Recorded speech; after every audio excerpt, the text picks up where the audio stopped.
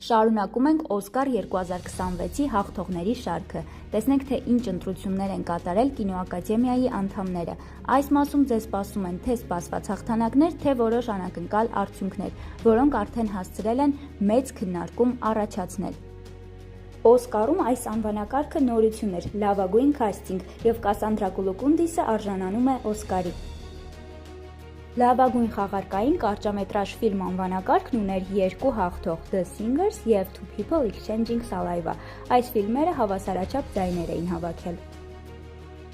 Կարծում եմ իր Օսկարի արձանիկն արդեն իր մոտ է, քանի որ նա բացակայում էր մրցանակաբաշխության երեկոյից։ One Battle After Another ֆիլմում երկրորդ պլանի լավագույն դերասան ճանաչվեց Շոն Փենը։ Նույն ֆիլմի համար Փոլ Թոմաս Անդերսոնը արժանացավ միանգամից երկու Օսկարի՝ լավագույն ադապտացված սցենարի և լավագույն ռեժիսորի անվանակարգերում։ Ուզում եմ մեջբերել Փոլ Թոմաս Անդերսոնի շնորհակալական խոսքից հատված։ Ուզում եմ շնորհակալություն հայտնել իմ ընտանիքին, քանի որ հեշտ չէ ապրել գրողի հետ։ Այս ֆիլմը ստեղծել եմ իմ երեխաների համար, նրանցից ներողություն խնդրելու համար, այն քաոսի համար, որը կատարվում է աշխարհում, և ես հույս ունեմ, որ հենց նրանք կլինեն այն սերունդը, որը ողջամտություն կբերի այս աշխարհին։